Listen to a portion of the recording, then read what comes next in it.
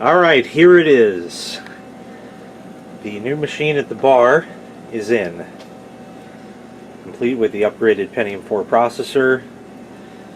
And like I explained in the ending of the previous video on this laptop, which has yet to be put away, this machine did not go quietly.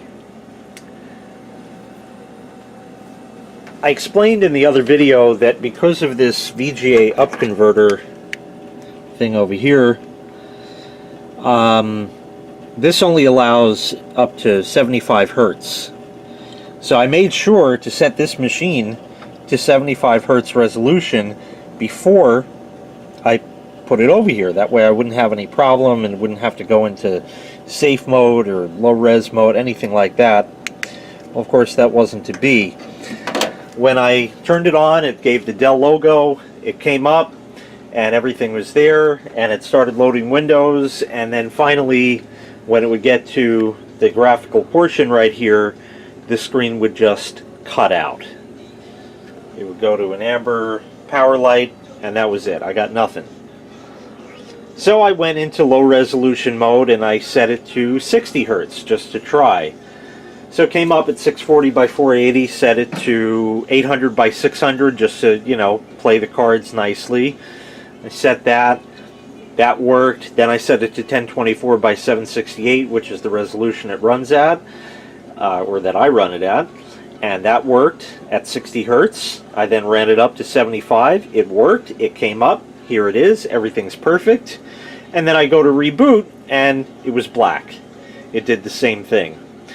Kept playing around with it numerous times, and finally it ended up that something during the installation of all the programs and all the updates and crap and whatever it was, I don't know exactly what the problem was, something got screwed up.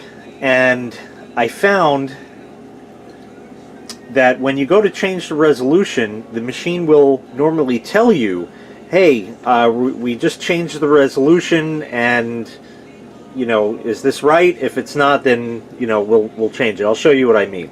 Okay, so here we are, and if I go to change this to, say, 800 by 600, and click apply, here's what's going to happen.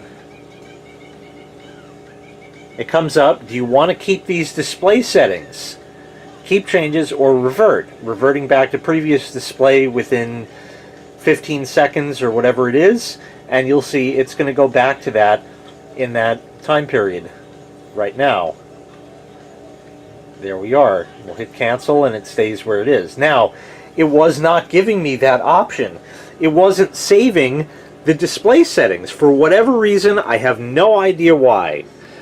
So, I ended up sticking in the Windows disk and doing everything I just did all over again, and now it works.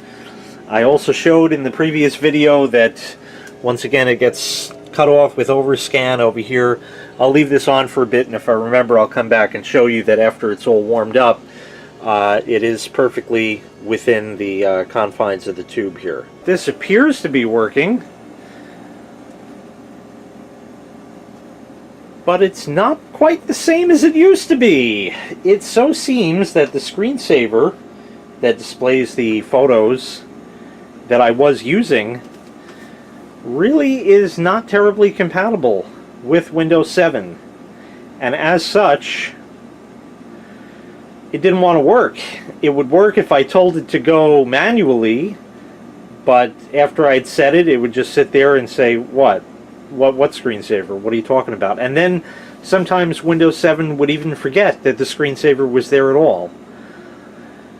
So I found another one. This one is called Endless Slideshow, I believe. Yes, Endless Slideshow Screensaver version 1.10.1.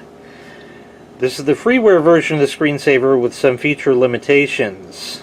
The one thing I don't like about this is they only give you 30 out of 248 transitions, but the rest are all pro.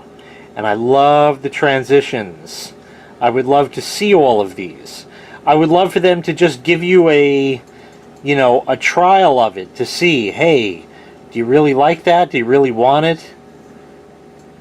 So that's what kind of bothers me. The other program I had 40 transitions, and they seem to be a little more exciting than these. They want $20 for the full program. Now, I think that's really excessive. Just for something that you don't really need to begin with, to throw $20 at this guy, whoever wrote it, or whatever company wrote it.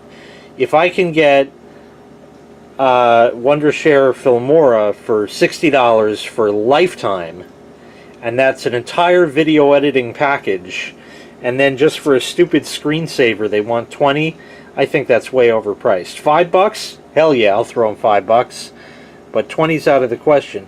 So if anybody happens to have a registration key for Endless Slideshow Screensaver they want to send my way, I would appreciate it.